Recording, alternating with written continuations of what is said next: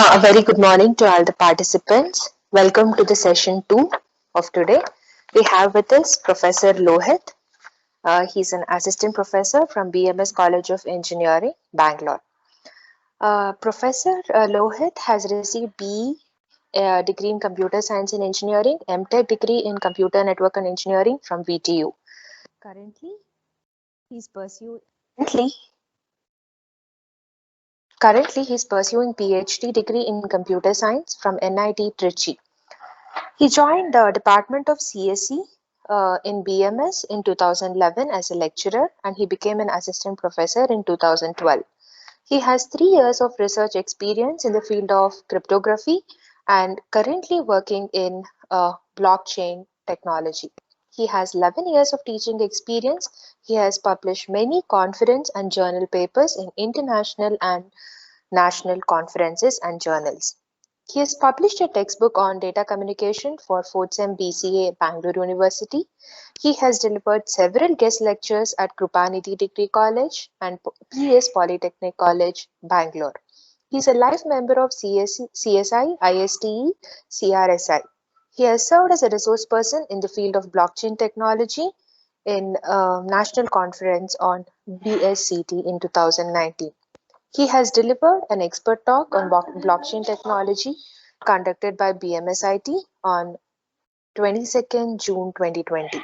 He has also delivered expert talk on hands-on Ethereum smart contracts conducted by Bangalore Institute of Technology in Atal FDP on 24th November 2020.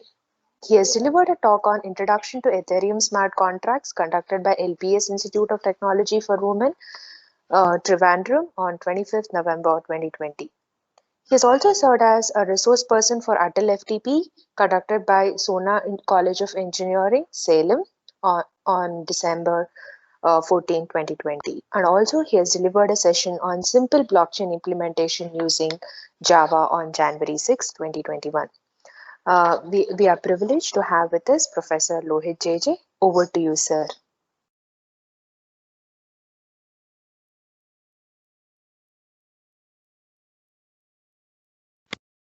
Yeah, very good morning. Thank you, madam. So, thank you for my short profile introduction about myself. So, for that, I would like to add one more point. So, I'm the first batch student of BNMIT, okay, and I'm the first student of BNMIT and first batch student, computer science and engineering, right? It gives me it is very happy to be part of this FDP conducted by the college in which I have graduated, right? So I can say that I'm the child of BNMIT.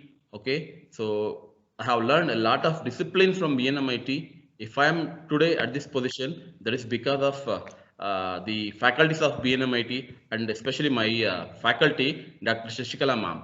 Okay, thank you, Shashikala ma'am, for giving me an opportunity to serve as a resource person in this FDP. And thank you. I would like to thank Professor T.J. Ramurthy sir and Mane family for all the inputs and suggestions and guidance that are given by you people, so that today I am in this situation.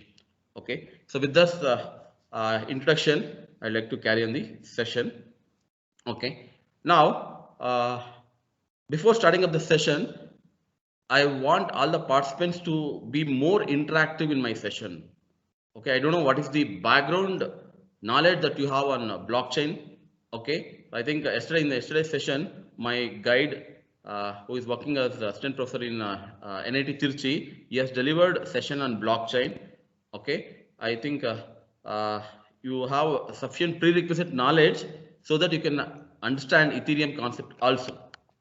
Okay, so I request all the participants and my dear professors to be interactive in my session, so that whatever I have gained, so the same thing will be shared with you all people. That is what my sincere request. Okay, and let me share the screen.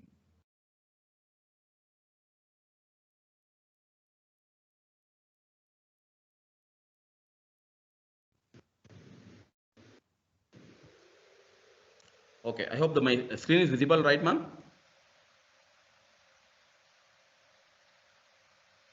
Is my Yes, screen sir. visible, ma'am? Yes, sir. Yes, sir. Fine. Yes, sir. Fine. Yeah. So Ethereum. Okay. So yesterday you have all understood what exactly you mean by blockchain, how exactly blockchain has been evolved. Okay. The Bitcoin, the term Bitcoin, which was introduced by anonymous person Satoshi Nakamoto in 2008.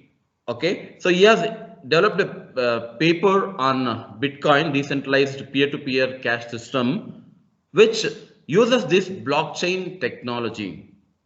Prior to that, blockchain was not that much important, but after that evolution of Bitcoin, right, everyone started using this blockchain technology. Okay, I think in the yesterday last session, which was delivered by my student, Bharti, South Korea.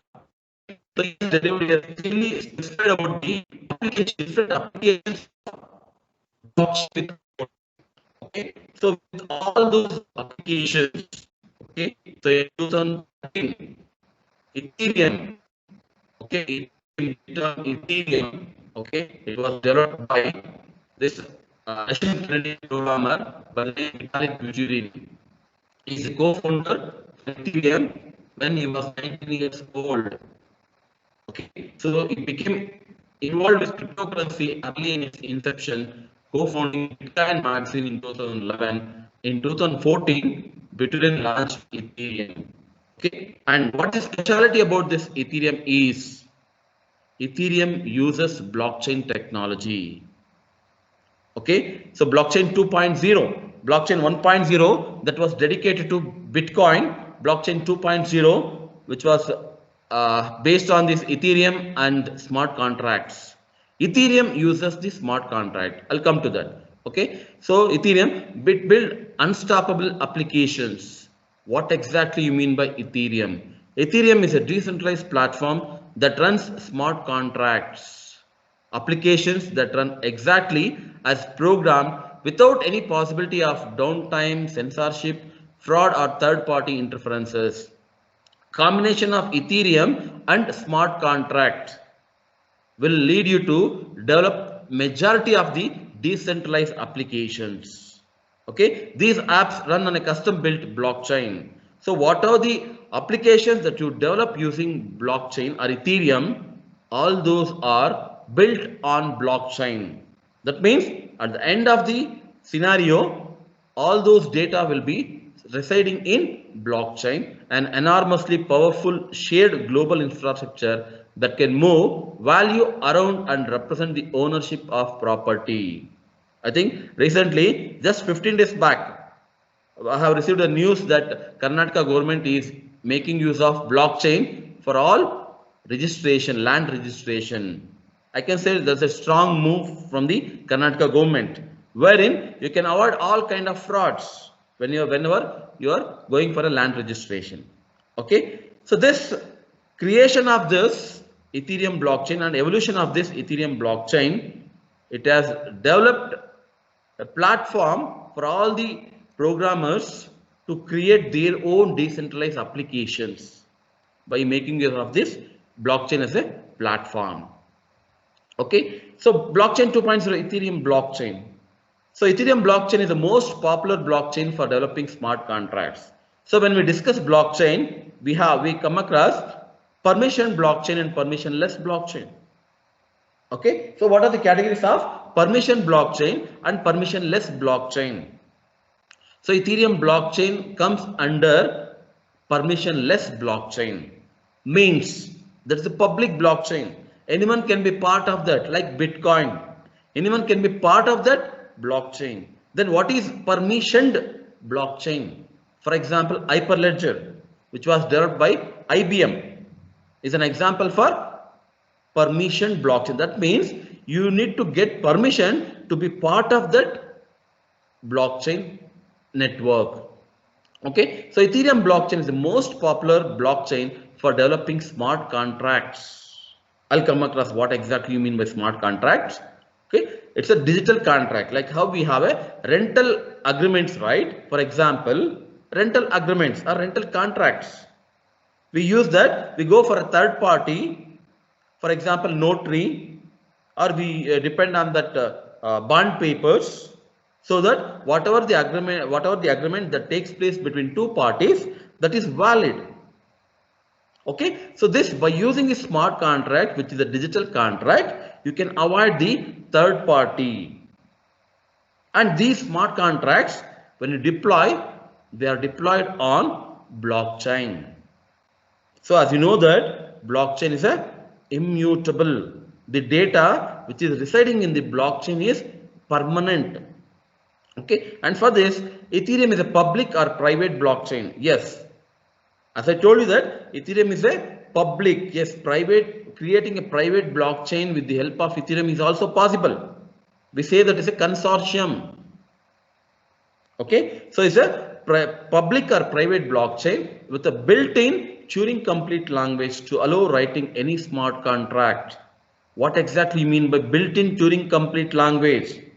As the term indicates, Turing complete language means you can write the contract for any kind of problems. When you consider a particular problem, okay, this will allow you to write a smart contract. And all these smart contracts, when it is deployed, they are stored in the blockchain. Okay, so to facilitate this, so you are like how you have a Java virtual machine. In the same way, Ethereum also has Ethereum virtual machine, which can execute scripts using an international network of public nodes. As you all know, or you are familiar with Java, right? Java is compiled and interpreted. Once the program is compiled, it will create a bytecode. In the same way, in Ethereum also, okay, once the smart contracts are written and compiled, it will create a bytecode. Okay, then these bytecodes can be executed. Okay, and next, Bitcoin. As you all know that Bitcoin is a cryptocurrency or digital currency. Okay, BTC is the currency name. Okay, in the same way, Ethereum also has a cryptocurrency which is called as Ether. So Ether is a cryptocurrency in Ethereum network. So the difference between Ethereum blockchain and Hyperledger Fabric is this particular point. Hyperledger Fabric, which acts like a private blockchain, that does not deal with any kind of cryptocurrency, whereas Ethereum does deal. So Ethereum has a cryptocurrency which is called as Ether. Getting here, right? Next. So as you all know that what exactly you mean by blockchain? It's a fully distributed database like Bitcoin. Advantages is highly secure, transparent, and immutable. What exactly you mean by transparent here? Any answers from participants? What do you mean by transparent? Now, I'm able to transfer some amount from my account to another account. Is that transparent, or what exactly you mean by transparent? Any answers from participants?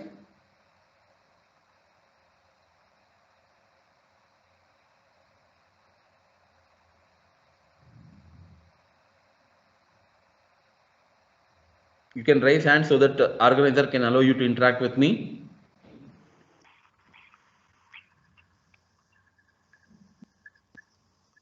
Yes?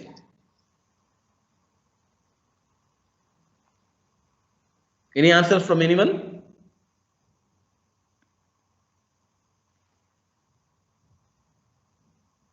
Participants can raise hands so that organizer can unmute you to interact with me.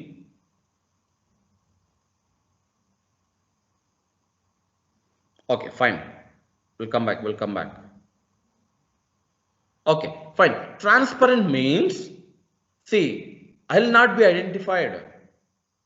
So you will not come to know that I am sending the transaction, but my wallet, I will be having a wallet in which that is identified by a address. So from one address to another address, you are able to do some kind of transactions, and all these transactions, after validation and verification, they are stored in the blockchain. And once they are stored in the blockchain, they are immutable. Means you cannot modify the data which are once it is stored in the blockchain. Does it mean that it is not at all possible, or the entire system does not allow you to modify? The cryptographic primitives that you use does not allow you to modify manually, because a blockchain contains lakhs together of blocks, and each block contains hundreds of transactions. So manually modifying all these blocks is highly impossible. So cryptographic primitives makes the blockchain data to be immutable, and the disadvantages with reference to blockchain is scaling and performance issues. Okay, next, coming back to Ethereum blockchain, blocks consist of three elements: transaction list of all transactions included in a block. As I told you that what is a block contains is all the transactions. There are some components of a block like transaction, nonce, timestamp, and the previous hash value, and the current block's hash. So these are all the contents that a block contains, and the entire along with all these components, you need to perform hash, and you will be finding out the hash for the entire block. So that will be stored in the next block. The current block's hash will be stored in the next block. So there will be a kind of linking between the one block to another block using that hash pointer. That is how you say that it's a chain of blocks. Okay, block header and Omer list. Omer list is nothing but like list of all the blocks which are not verified or validated. So we'll discuss that in a later stage. So these are all like, see, Ethereum blockchain also works in the same way like how blockchain works. Okay, but it is a public blockchain and it also supports smart contracts. That's the only difference. Next, so Ethereum blockchain allow all blocks visible like Bitcoin. So you can see that from Etherscan. Okay, so all the blocks will be visible like how Bitcoin, because these are all public blockchains. However, blocks have a different structure than Bitcoin. Bitcoin has all these structures, like what are the components that I have discussed, right? But the Ethereum components will be slightly different. Next, Ethereum blockchain blocks faster than Bitcoin and reward is different. What do you mean by that reward? I think in the yesterday session, my guide would have discussed, right? So the person who will be solving or who will be mining that block will be rewarded. That is the reason that many companies throughout the world are working like a mining companies, because manually it is not possible, and even by using our small devices like this, it is highly impossible to perform mining. You require a highly configuration dedicated systems to perform mining. Many companies, software companies, they are working like a mining companies, so that okay, once they are successfully mined, they will be rewarded. And you know that one Bitcoin value, it ranges from in terms of thousands, lakhs. Current, I am not sure about the current Bitcoin value. Okay, so 0.001 Bitcoin is also matters. So it will the node which successfully mines the block will be rewarded. Okay, in Ethereum blockchain, every 12 seconds, this keeps on happening. The mining keeps on happening for every 12 seconds, and 5 Ethereum is the mining reward. 1 Ethereum value is very huge compared to Indian currency. Okay, and the node which mines this will be rewarded 5 Ethereum Ether, which is a cryptocurrency. And miners can make a bit more by including uncle blocks up to maximum of 2. Uncle blocks is nothing but in which the parent blocks will be missing.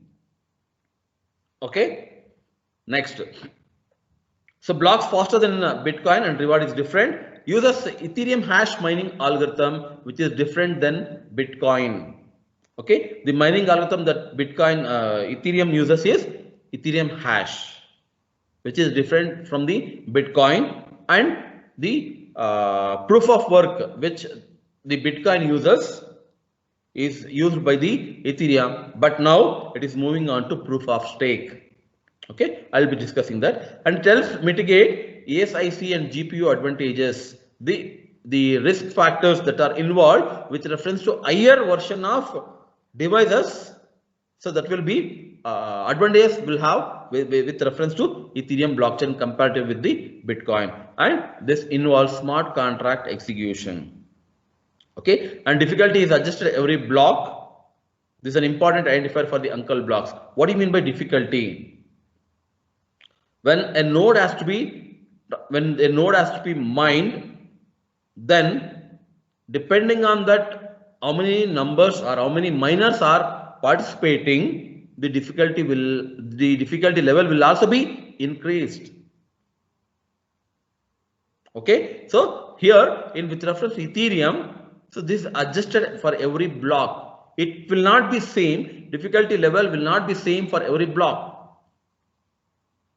Depending on that, how many mining nodes are working to mine that particular block, based on that, okay, the difficulty level will be adjusted. Okay, and Ethereum nodes, it validates all transactions and new blocks also, and it operates in a peer-to-peer fashion. Each contains a copy of the entire blockchain, as you all know that, and light clients store only block headers. What do you mean by this? This provide easy verification through tree data structure. Don't execute transactions used primarily for balance validation. What do you mean by light client? It store only block headers. You know that whenever a block is mined, block header contains that entire block's hash. Okay, so now whenever a 500 transactions occur and all the transactions are verified and stored in a block, okay, what will be the hash for all the 500 transactions? So this Ethereum block, it also makes use of this Merkle tree concept. So what is the concept of Merkle tree? Yes, participants are aware of the Merkle tree concept? Any answers? What exactly mean by Merkle tree concept? So when 500 transactions, assume that now a block contains 500 transactions. When all the 500 transactions are verified and they are stored in the block, how the hash value will be considered? Any answers?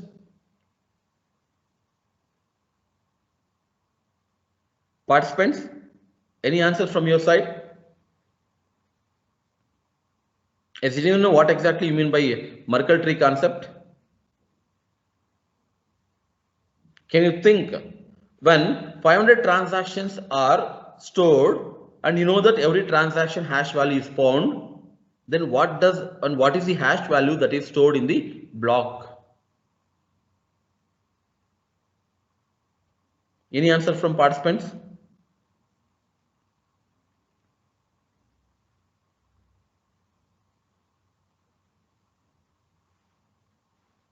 I just want to know whether you are aware of that concept, or do you want me to teach that? With that intention, I'm just trying to have an interaction. Can any participant can interact with me so that I'll get the clarity?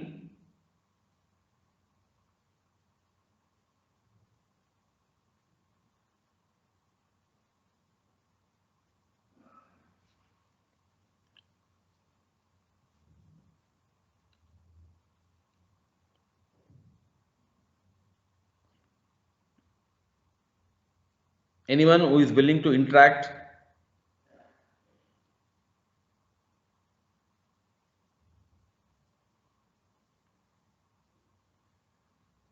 If the concept is not taught, I'll be happy to teach here. It all depends on your feedback. Because now I have a question now. When 500 transactions are stored in a block, and you know that every transaction hash is found, then how all the 500 transactions hash is stored in the block? Does all 500 transactions hash is found and stored, all 500 hash will be stored in the block?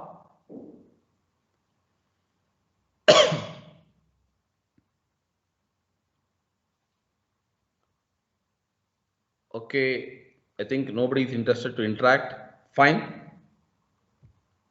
Okay, fine. So here the concept, see, Merkle tree concept is, so one transaction's hash will be found. Next, in the same way, second transaction hash is found. Then it will be combined, the two transaction hash, and it is another new hash is found. Like this, starting from child level, leaf node, okay, it finds the hash of all the nodes. Then at the end, it will find out the hash of the root node, and the hash of the root node will be stored in the block. So which is the hash for all the transactions? Getting here? That is what the concept of Merkle tree. Assuming that the concept is clearly explained in the yesterday's session, so I'll go ahead. Okay, and these all implemented in a variety of languages like Go language, Rust, all those languages. Next, coming back to the accounts and wallets, as I told you that, right? Now, how exactly the transaction takes place? What's the main purpose of Ethereum blockchain? Yes, Ethereum blockchain is mainly, as it deals with the cryptocurrency, it mainly deals with transfer of currency from one account to another account. Ethereum allows two different types of accounts. One is externally owned accounts, which is termed by EOA. That is what the most common account. Okay, so if at all, if you want to be part of that Ethereum blockchain, you should create one account. Other one is contract accounts, smart contract. So whenever you deploy smart contract, it will create account for that smart contract.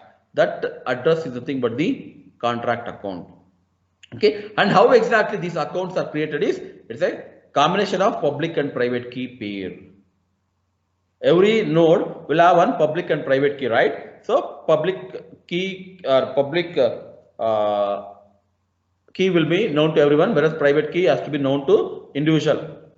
Okay, and by using this combination of this, account address will be created. I will show you, demonstrate all these things in the next session, in which I'll be demonstrating the smart contract, and I'll show you how exactly the smart contracts are stored in the blockchain. Okay, so participants who are all interested to work along with me, I'll be happy. Okay, so there is a simple software that you need to download. That is Ganesh Ethereum. Okay, which acts like a local blockchain for your device. So once we execute the smart contract, these smart contracts are deployed and they are stored in the blockchain. I'll be demonstrating that in the afternoon session. Okay, so participants who wants to work with me, I request all the participants to have either laptop or desktop with you, so that parallelly you can work along with me, and I can demonstrate, and you can also parallelly learn the execution of these smart contracts. And once you know how to execute that, then you can create n number of problems, and you can assign those problems to your students. Decentralized applications, DApps. You can give n number of problem definitions to your students. They can take up this as a small projects. Very simple. Okay, so next afternoon session will be very important. Okay, I'll be discussing and demonstrating the entire Ethereum smart contracts till how it is deployed in the blockchain. Okay, so by using this public and private key pair, okay, you are able to create that account address, and this address is nothing but the what you call wallet. And like how we have we call it as a purse, right? Wherein we keep all our credit cards and the money. In the same way, right? So you should have a wallet wherein all these currencies will be stored. And this is transparent. So everyone comes to know that what is the amount of currency that you have. I mean, you means your node, which is identified by that address. Okay, I'll demonstrate all these things.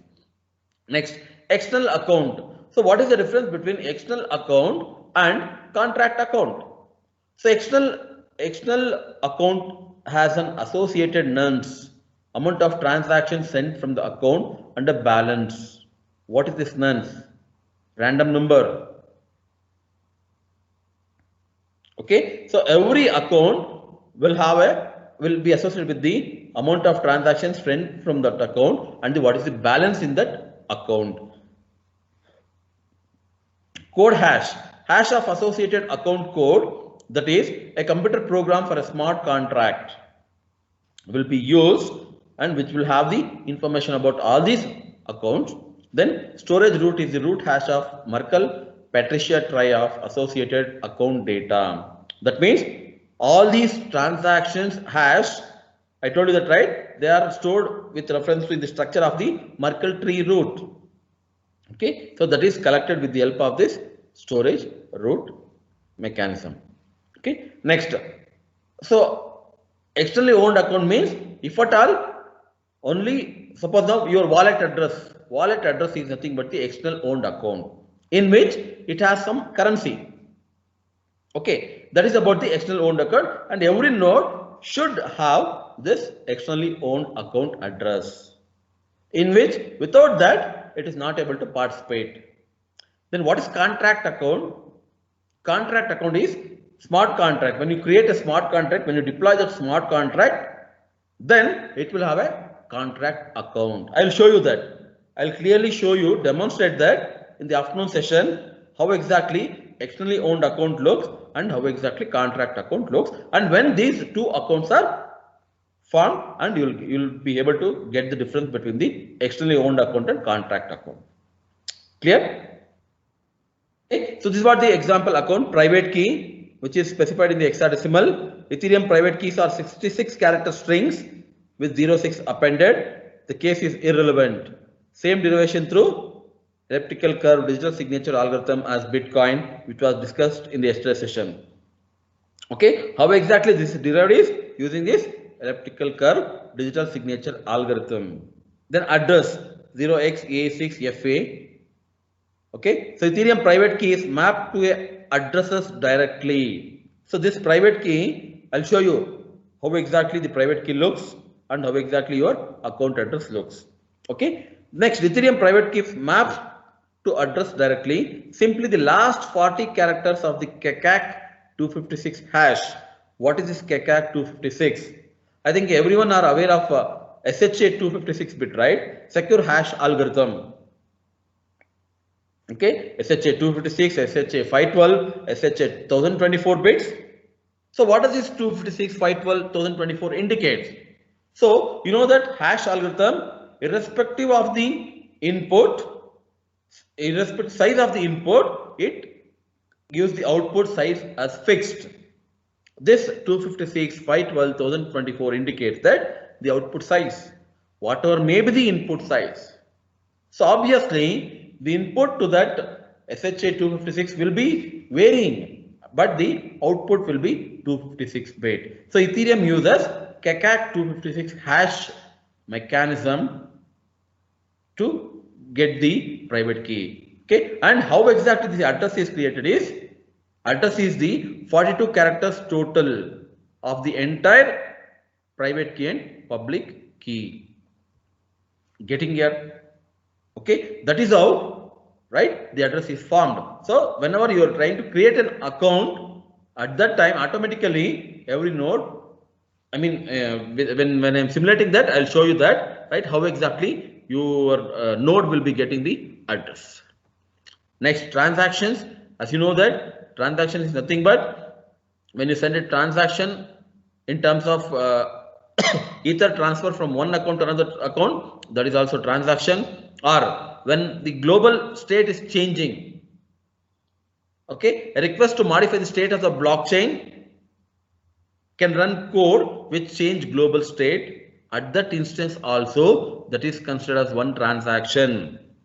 This also I'll be demonstrating that. Okay, when you change the state of that variable, it will incur one transaction. Okay, and these transactions are signed by originating account. Yes. What is the purpose of this? To authenticate that the transaction is sent by that particular node itself. Okay, and there are types: send value from one account to another account. What all transactions that you can perform is you can send value from one account to another account, then you can create smart contract, then you can execute that smart contract code, and once you execute, these smart contract codes are deployed in Ethereum blockchain. Getting here? Okay, so any doubts still here? Yes. At least let me see now whether the participants will be interacting. If you have any doubts or many doubts,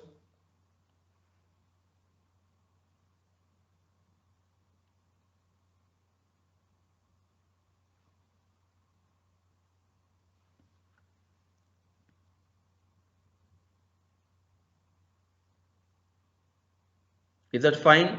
Can I go ahead? At least give some indication so that I can move ahead. Or else, if you have any doubts, I can interact with you. I can clear your doubts.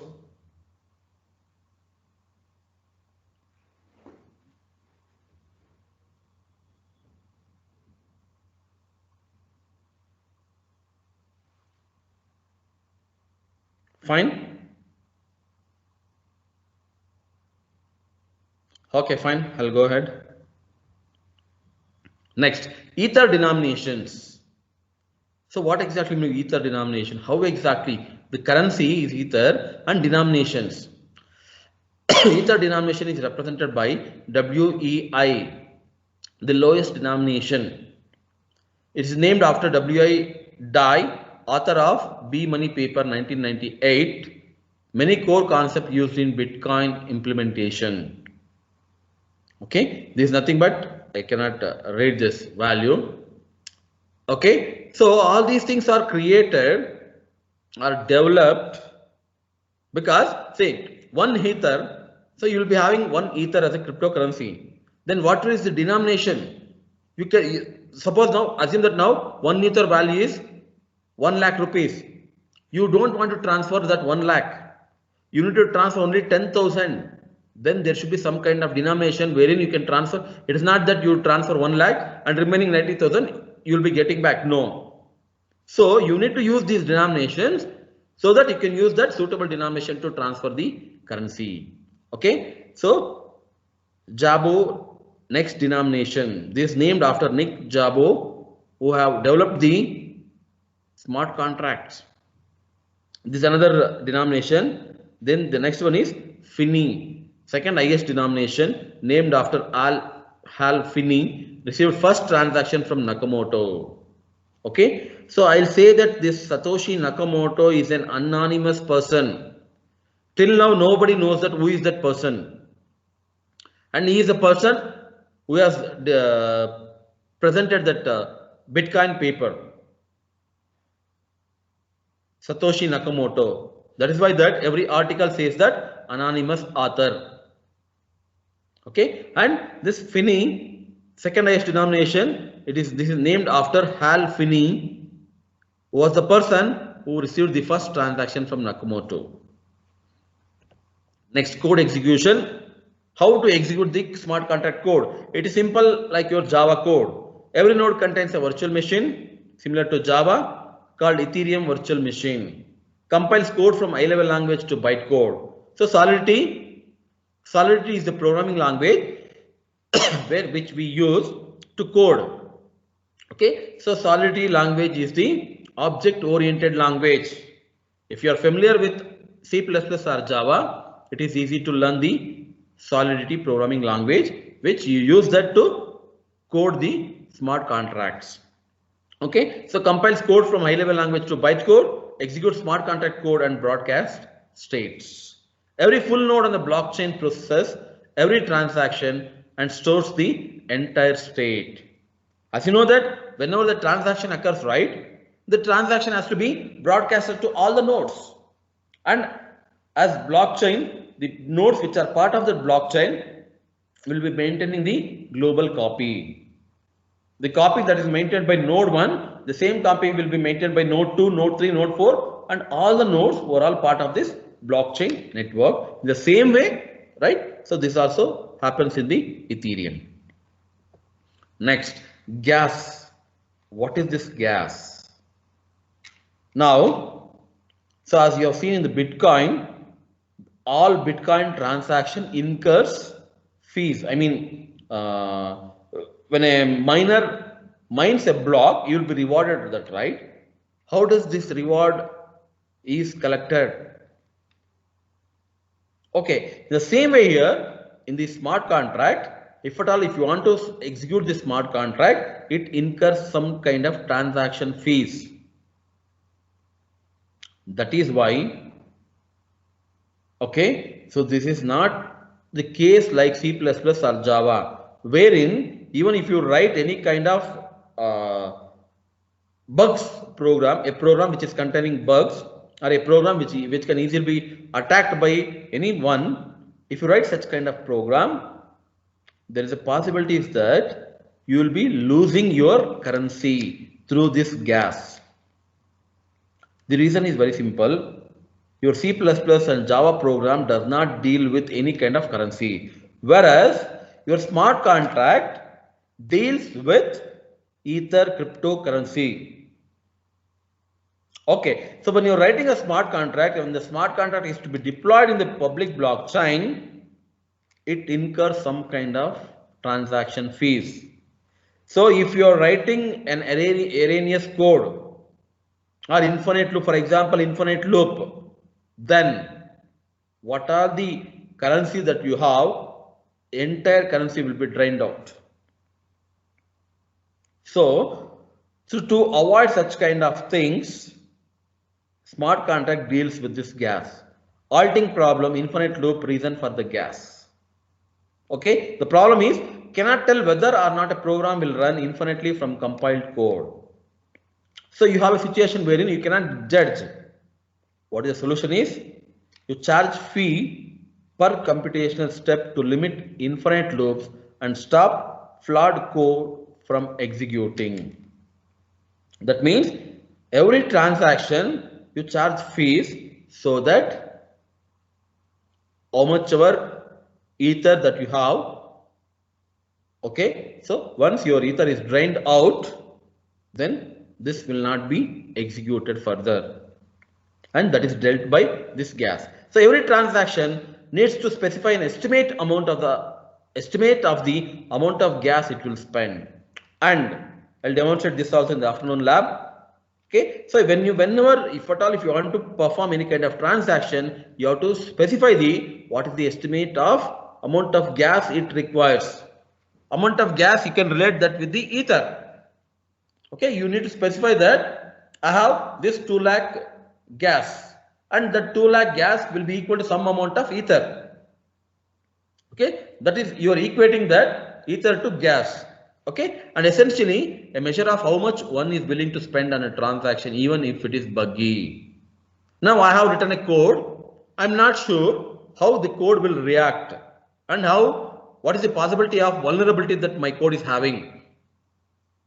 Okay, so in the situation, I'll specify only limit amount of gas, so that suppose if there is a possibility that any hacker can hack, or if the vulnerability is exposed, so I'll be safe. I will not be losing all my ethers. So there is one background issue why we need to specify the estimate of the amount of gas that it will spend. Getting here? Okay. Next, gas cost. Gas price is current market price of a unit of a gas, which is measured in terms of WI, which is the denomination of a ether. Okay. Check gas price here. If you want to check, you can do it. Okay. The code is given. Ethereum gas station.info. If you want to know what is the current gas price. Okay, is always set before a transaction by user. So whenever you want to perform any kind of transaction, you need to set that.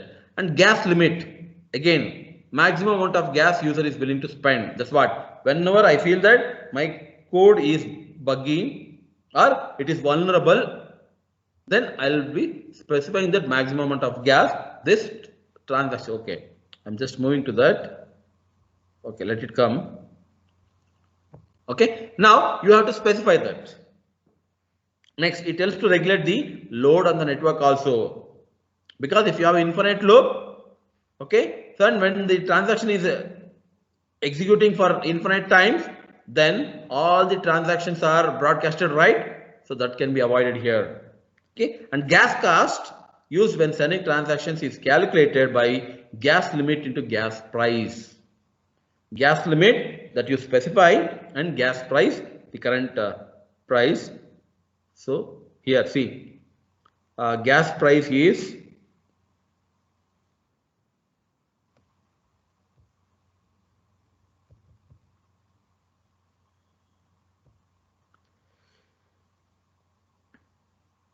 so if at all if you are a trader, see gas price also varies 71, 64 fast and standard. Depending on that how you mine also it varies. The gas price is also varying up depending on that mining also. Okay, next. So how we calculate gas cost is calculated by gas limit into gas price.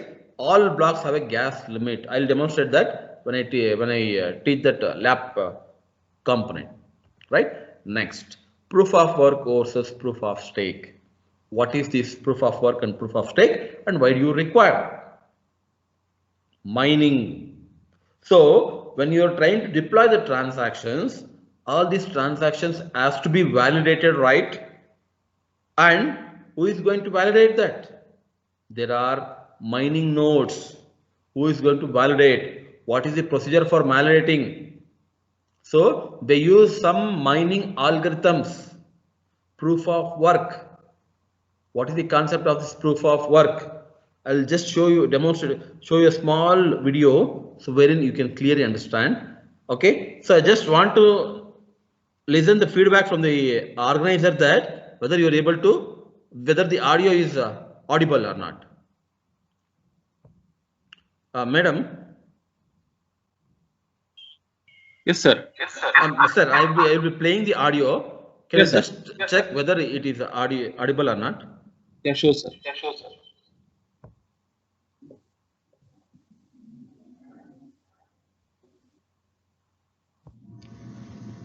This is a blockchain demo. We're going to do this in a very visual way, though. I'm going to make it very easy to understand by stepping through the key pieces of what a blockchain is in a visual way. But before we get started, we need to take a look at this thing that we call a SHA-256 hash. Okay, and a hash, this is one of them right here. A hash looks like a bunch of random numbers. Sir, is it audible, sir? Yes, sir. Okay, fine. Numbers. And essentially what it is, it's a fingerprint of some digital data. And it just so happens it's a fingerprint of whatever I type in this box. So if I type my name, Anders, into this box, you see that the hash has changed. As a matter of fact, it changed every time I typed a letter, right? So I'm going to go back to, so it says Anders. Okay, so this is the hash of the name Anders, all lowercase. It starts with 19EA, right? Okay, so if I delete that and I go again, type Anders again, you can see it starts with 19EA, the same exact hash. In that sense, it's a digital fingerprint of this data. Whatever data is here, every time you type exactly the same data, you get exactly the same hash. And I can type anything I want. So you can have nothing, like this, E3B0, that's the hash of nothing. Or you could type tons and tons of stuff. As a matter of fact, you could put like the Library of Congress in here, and you would get a hash. And the interesting thing about it is, regardless of if there's a tiny amount of information, no information, or the entire Library of Congress, you're always going to get a hash that is this long, this many characters. You're not going to be able to idea of a hash into something that we're going to call a block.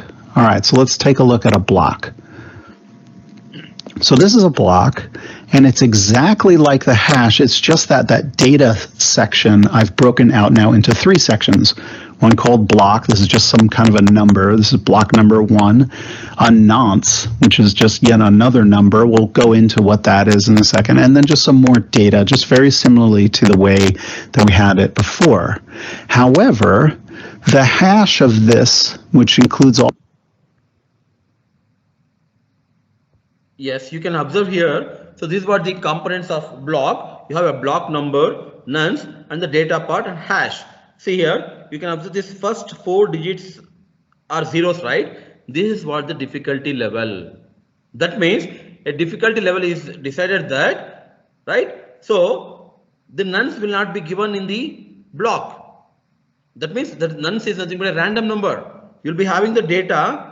Everything you'll be having, and you will be having the hash. So you have to choose the nonce random number in such a way that your hash will be starting with the 4 zeros. This is what the mining concept proof of work. Okay, just observe the video. All of this information up here is down here, and it begins with 4 zeros. You see that? Okay, that's a relatively unusual hash. You know, most of them are not really going to start with 4 zeros like that, but this one happens to. And because it does, totally arbitrarily, I'm going to say that this block is signed. Okay, so what would happen if I were to change any one piece of this information? Let's say if I were to type something here, right? The hash is going to change. And what's the chance of, if I type letters, this hash is going to start with 4 zeros? Pretty low. It's probably not, right? So let's see what happens when I do that. I'm just going to say, hi. Oh, look at that, right? This hash does not start with 4 zeros. And so the big background here is turned red. So now you know that this block with this information in it is not a valid or a signed block. Okay, and that's where this nonce comes in. This nonce is just a number that you can set to try to find a number that fits so that this hash starts with 4 zeros again. All right, so how do we do that? Well, now see here. So in all the blocks, data will be fixed. Okay, and hash, and for the entire data, hash is found out, and that is broadcasted to all the nodes. But what is the concept here is, so here the miner, he has to choose this nonce value. Here 7260 is 608 is the nonce value, but that is not, that is blank. When the transaction is sent, okay, the miner has to choose this nonce number in such a way that the hash first 4 digits should be starting with the 4 zeros. That is what the complexity level here, because our data is fixed here. Well, let's start with 1. Does that start with, no, it's 3, 2, 7, that's not 1. So let's try 2, FF, no, 3, 4, 5, 6. You get the idea. Like I could sit here, there's one that starts with a 0. I could sit here all day typing these numbers and trying to figure out one that actually is going to hash out to something that starts with 4 zeros. Going to take a long time. So here I have my little mine button. I'm sure you've been wondering what happens if I press that. So what's going to happen when I press this mine button is it's going to run through all the numbers from 1 all the way up to try to find one where the hash starts with 4 zeros. And this process is called mining. Let's do it right now. So now it's checking all of the numbers from 1 all the way up. Whoop, there. Now it's stopped at 59,396. And that one just happens to hash out to something that starts with 4 zeros, and it satisfies my little definition of what a signed. Yes, now you can observe that now the data is fixed and hashed. After choosing this nonce number as 59,396, you're able to get this hash as starting with the 4 zeros. This is how a mining algorithm works, and the node which performs this, okay, so once they found that the hash is starting the 4 zeros, they will broadcast this result to all the nodes, and anybody can verify that. Okay, like this, once all the blocks are verified, I mean, once all the transactions are verified and all the transactions are stored in the block, then the block, that particular block which is having the verified transactions, that will be added to the existing blockchain. Getting here? Is this clear?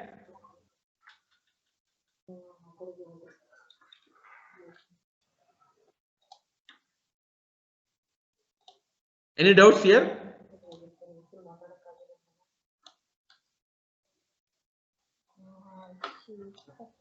Participants? Your professors?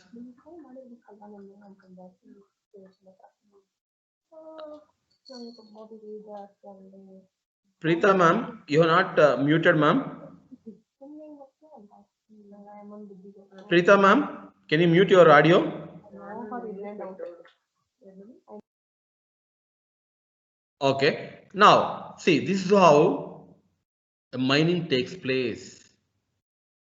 Okay. And see, whenever you try to modify that, see, if the data is modified, obviously the hash will be modified, and this hash, it will be stored in the next hash.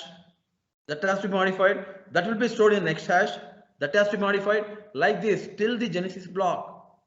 So it is highly impossible to manually modify this. That is why we say that the data, once it is stored in the blockchain, it is immutable. Getting this? Okay. So this is what Ethereum uses, this proof of work. Now it is moving on to proof of stake. So proof of work is nothing but, right? The mathematical puzzle will be placed and the node has to solve that. Okay, so Ethereum is the process of moving to proof of stake. So this approach does not require large expenditures on computing and energy. Okay, miners are now validators and post a deposit in an escrow account. Okay, so what exactly you mean by this proof of stake? Okay, so we'll come across that. So Ethereum, one issue with this approach is that those that have the most Ethereum will be able to get even more. See, proof of stake means the person who is having more stake in or more Ethereum or Ether, he will be allowed to mine. Okay, the problem here is, one issue with this approach is that those that have the most Ethereum will be able to get even more. This leads to centralization eventually. That means, assume that now you have a group of nodes who are all having more number of cryptocurrency. They can all get together and they can control that, right? So that problem also arises in proof of stake. Okay. On the other hand, it reduces the chance of a 51% attack and allows for near instant transaction approvals. What is this 51% attack? So assume that now in 100 nodes, when 51 nodes are at one particular, they are all at one point. So that all these 51 nodes, they can rule the entire procedure, right? So that is the concept of 51% attack. Okay, so this also avoids this. Okay, and the protocol is called Casper, and this will be a hard fork.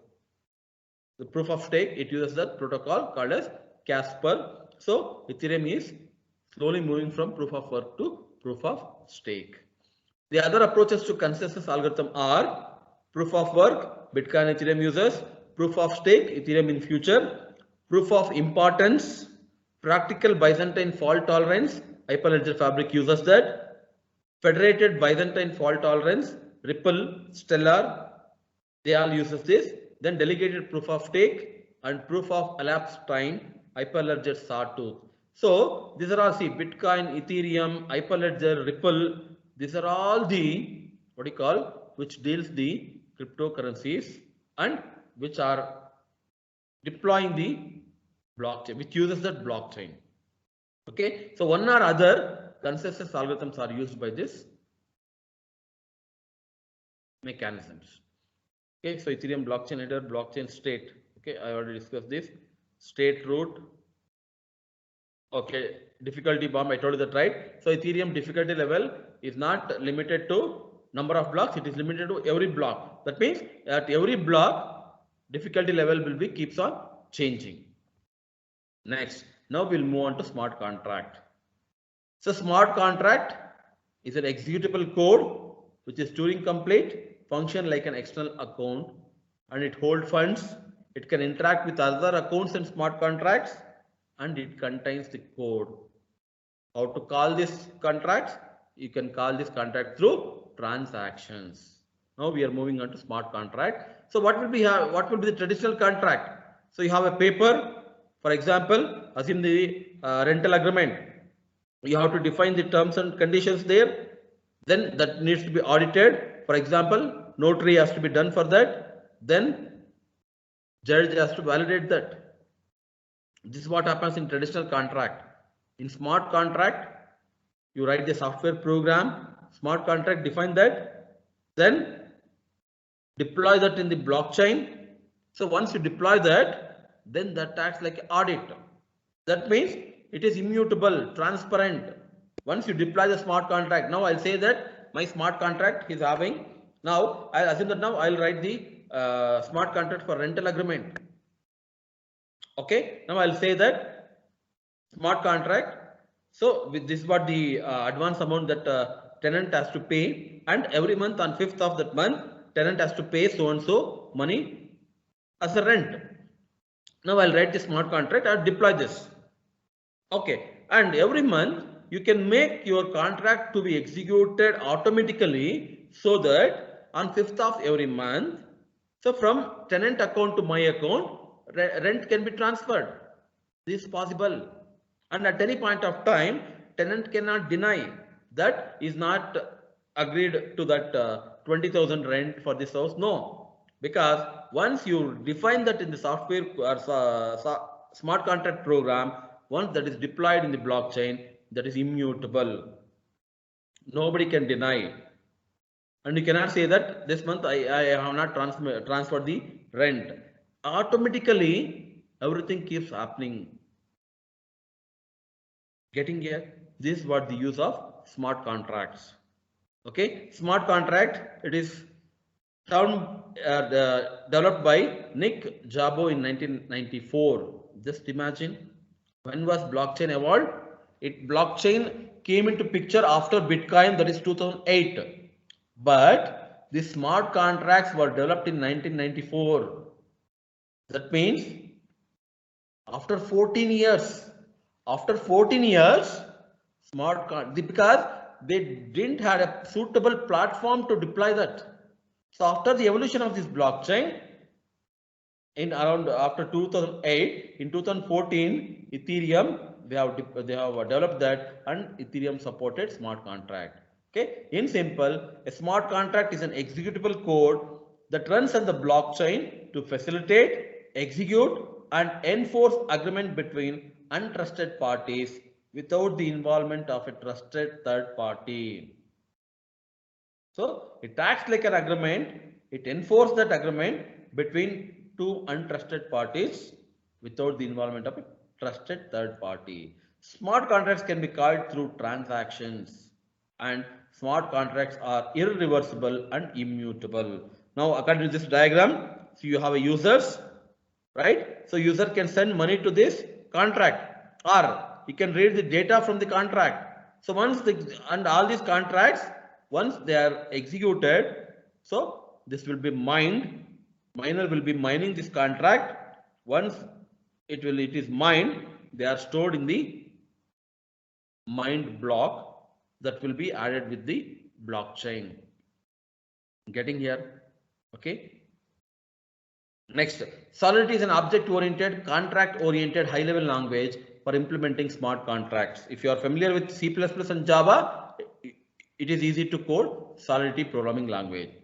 Smart contracts are programs which govern the behavior of accounts within the Ethereum state. That means for every account, there will be a state. And when you are performing any kind of transaction, the state will be changing. The global state of that will be changing from one state to another state. Okay, and Solidity is statically typed supports inheritance, libraries, and complex user-defined types, among other features. Okay. For the simple smart contract code, okay, pragma solidity, okay, pragma solidity 0.4.19, indicating that is the version. This contract will be executed above this version. Pragma solidity, I'll come to that pragma solidity. Contract counter is the name of the contract. Int private count is equal to 0, variable declaration, function increment counter public, count is equal to count plus 1, function decrement counter public, count is equal to count minus 1, function get count, public return the count. So this is what a simple contract, wherein whenever the contract is executed, it will increment the count and decrement the count. That means you're trying to increment and decrement depending on the usage of the function definition. Okay, next. So what is a pragma? Like how we have a preprocessor directives, right? In the same way, pragma is a directive that specifies the compiler version to be used for current solidity file. So currently I think 0.8 point something is there. Okay, you need to specify that this your smart contract will be executed in so and so version. Okay, and the version number comprises of two number, major build and minor build number. Okay, so that means you can specify the range of that version also. So your smart contract will be compiled above this and below this version of that compiler. So pragma solidity greater than 0.4.19 indicates that where 4 as major build and 19 as minor build. That means from 0.4.19. Okay, so this can be compiled, or you can specify the range also. I'll be discussing that in the afternoon session. Next, functions. When a function in a contract is called, it results in the creation of a transaction. So what is the use of the function? It will execute some kind of task, right? So when you're executing that function, that means a transaction is created. The visibility of a function can be any one of the following. Public. Function access can be directly from outside, or internal means it means this function can be used within the current contract and any other contract that inherits from it. Like how we have the access specifiers in C++ and Java, right? The same way here also in Solidity programming language. Okay, so here let us not discuss the Solidity programming language in detail. I'm not here to teach that Solidity programming language. If you are familiar with C++ and Java, so you can easily learn this Solidity. Next, private function can only be used in the contracts declaring them. External, this makes function access directly from externally but not internally. That means to specify that this function should be accessed only by the external account. So you need to use this external. Default function is public and default variable is internal. Next, mapping. So in some code we will be using that mapping, right? So mapping is similar to hash table or dictionary in other languages, storing key value pair.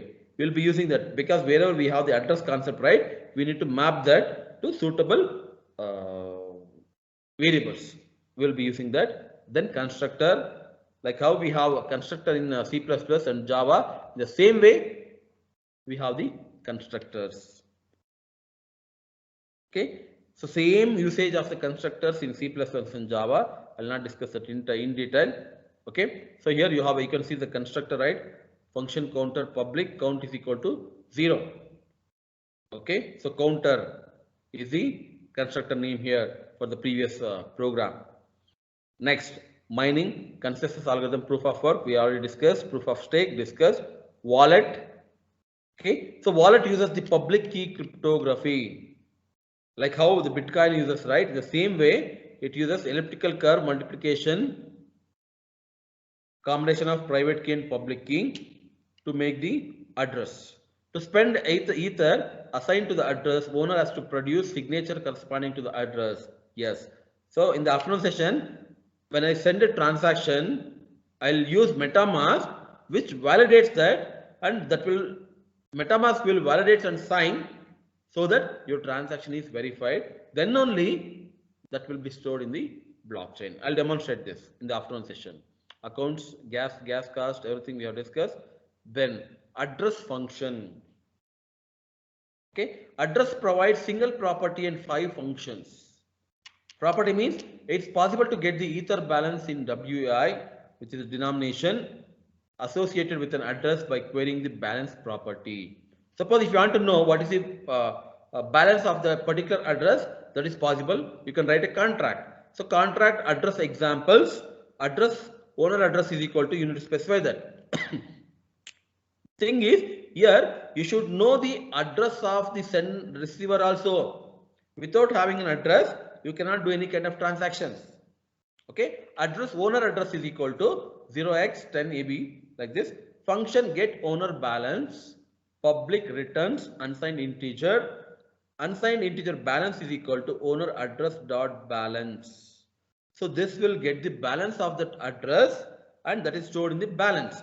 Then it will return that balance, and if you want to print that, you can get that balance also. So this is how you try to get the what is the balance. That is what, see, everything is transparent here, right? So here, so in your account, I doesn't know what is the amount that your account is having, but here, but there, I know that whose account is that, but here I will not come to know that whose account, but I'll come to know that, so there is so and so Ether available in that particular address, but I'll not be knowing that who is owning that address. Transparency is, you will come to know from which account the amount is transferred, but I will not come to know who is owning that account. This is the reason that Bitcoin is not regularized in India by RBI. There, Bitcoin, all Bitcoin transactions are transparent. Yes, fine, but we doesn't know. I think when that ransomware virus attack has happened, right? At that time, the people who have inserted that virus, right? They were allowing you to send only through Bitcoin, because they will not come to know. You will not come to know who is that person. They'll be giving only the address. So if at all, if you want you to, if they want you to provide the antivirus for that, then you need to pay so and so currency for that account, for that address. So once you pay that, so some amount of Ether to that address, then they will provide you. They have provided you that antivirus. See, that is the reason that this is illegal, right? Some kind of anonymity exists in Bitcoin. You will not come to know that who is that person who has inserted the virus. That is the reason that Indian government still, it has not regularized the Bitcoin transactions. But Bitcoin is accepted worldwide as a cryptocurrency.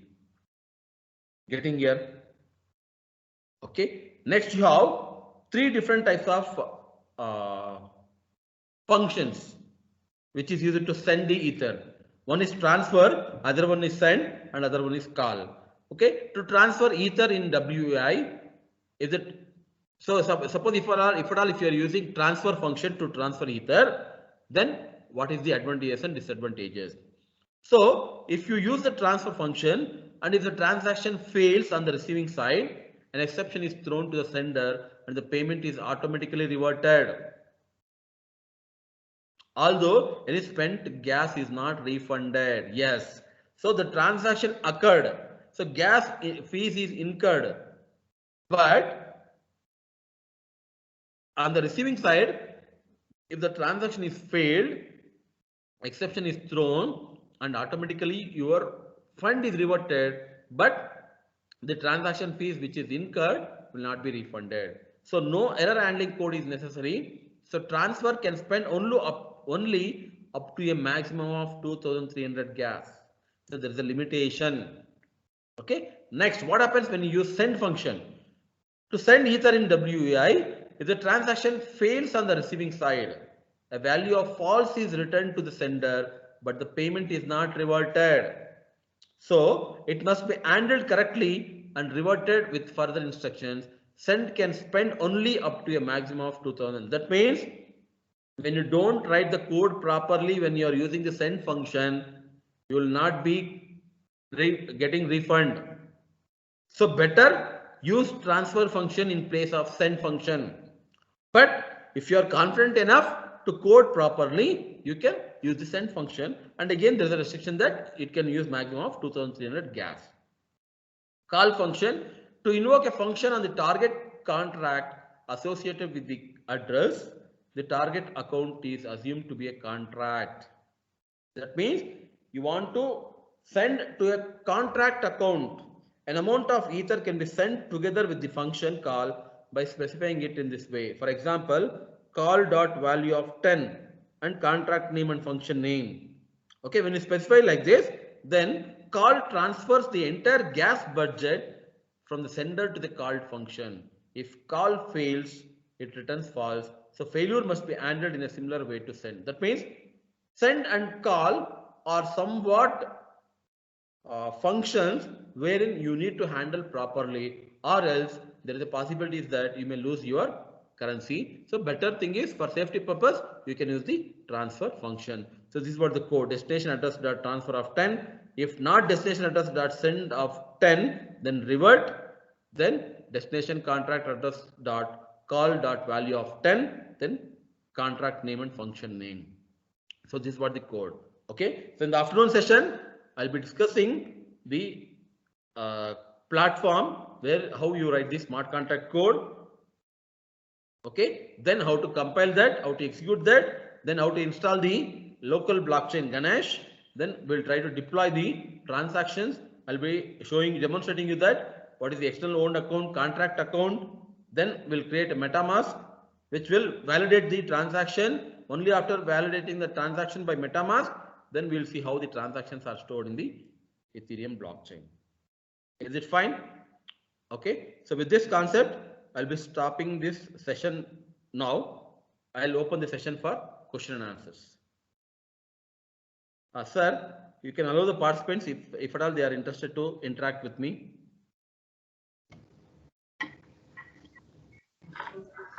Yes, sure, sir. Any participant who wants to interact with me? Dear participants, do you have any queries? Just give me feedback whether you are able to understand the concept or you have any query. Sir, can I raise one query? Please, ma'am. Please go ahead, ma'am. Sir, you were talking about the gas. I'm not clarified with that. Can you elaborate on that? Okay, Can see, you give me suppose some idea? Yeah, see, ma'am. Now you are writing a C++ program, right? Yes. Now assume that now your program has ended in an infinite loop. Okay. You can break the code. That is possible in C++. But here, this smart contract deals with cryptocurrency, which is real-time money, Ether, cryptocurrency. And whenever you want to execute the smart contracts, it incurs the fees and transaction fees. For example, to execute one transaction, assuming that 0.001 Ether it incurs.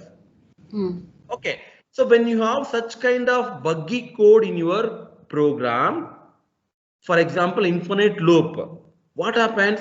For every transaction, it incurs fees. Okay. So if it goes to infinite loop, at one point, your Ether will be drained out. Okay. To overcome this kind of situations, smart contract provides you to use the gas concept.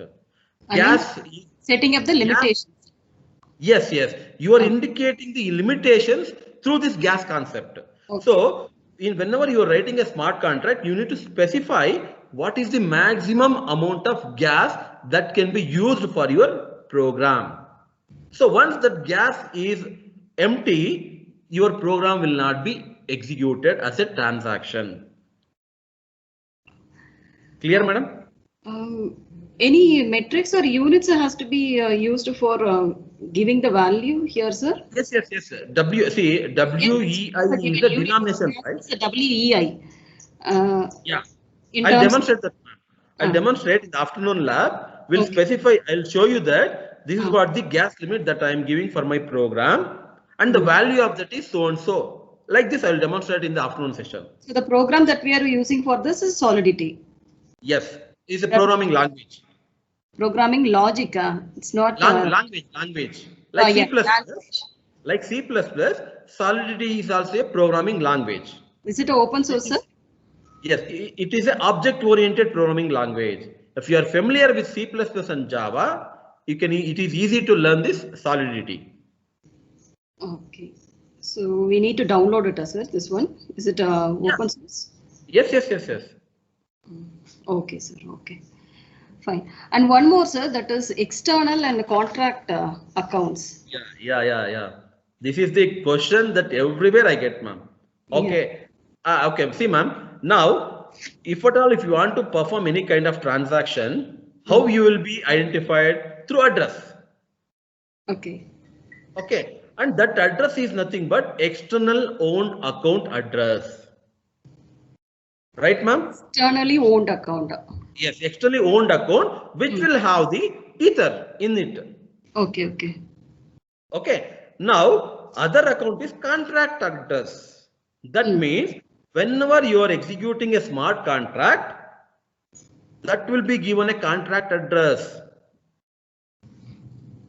Initially, contracts will not, until unless you execute that smart contract, that contract will not have any kind of address. But when it is deployed, it will be given a contract address. So in the future, you can transfer currency to that contract address itself. Okay, you will be demonstrating this also, right? Yes, ma'am. Yes. I'll show you that. Maybe this is what the external owned account, and this is what the contract account. I'll be more clarified when you are demonstrating, I hope. Definitely. Okay, sir. So we'll be eagerly waiting for the demonstration session. Anything we need to very happy, ma'am. If I get the instruction, I'll be very happy. I mean, as an expectations, participants need to install that one, or it is going to be a demo session, or? No, ma'am. If you have a laptop and with good internet connection, it's a matter of 5 minutes, ma'am, to download that. Okay. Parallelly, right? If you have a laptop or desktop, right? Or else, meanwhile, during lunchtime, if you want, you can. I'll give you the URL. You can download that. Yes, sir. You can share that link. So whoever the participants are. Just, ma'am, in Google, you just connect Ganache Ethereum. Truffle, I think Truffle. I'll just show you that, ma'am. We just paid. Sir, please put it in the chat, sir. Whatever, Sure. whatever the link you are specifying, please share in the chat box, sir.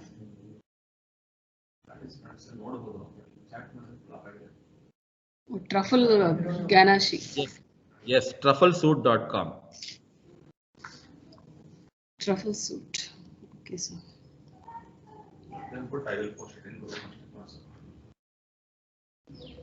So here we need to go and download it. Madam, I'm not able to send this as a chat. Oh, okay.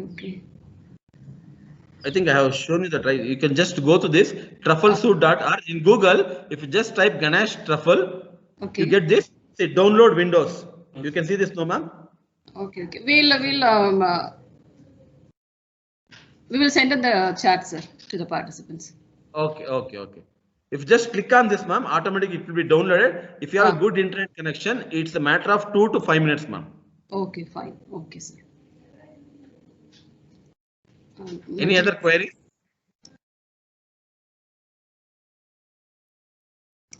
Sir, it's already sent in the chat link, so the participants will be able to view it.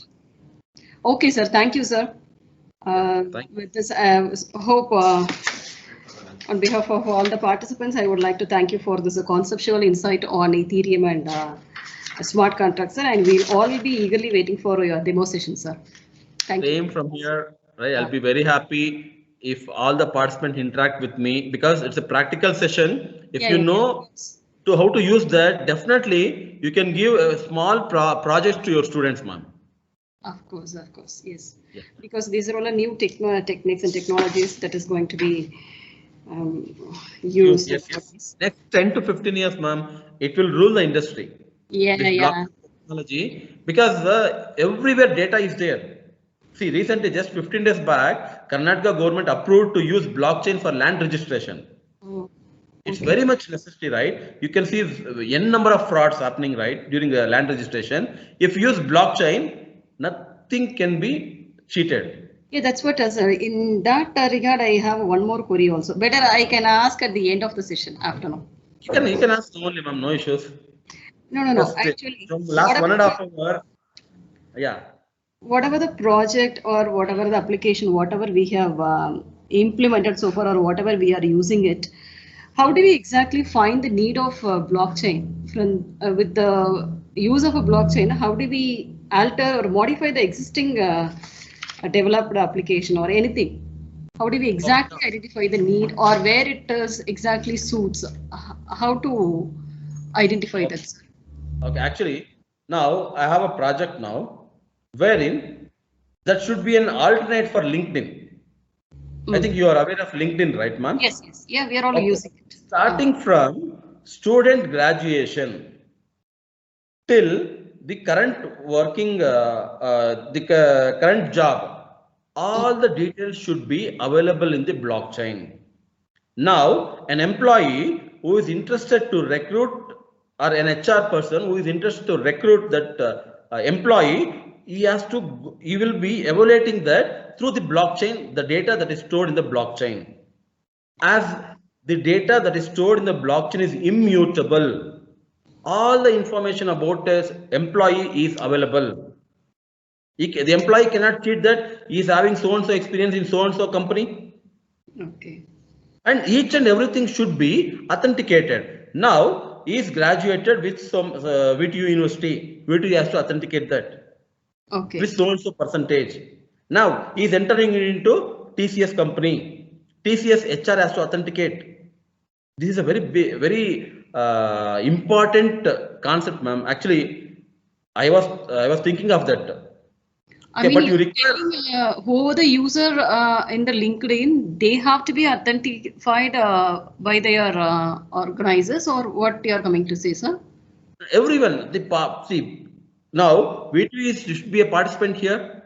Employee should be, organization should be a participant here.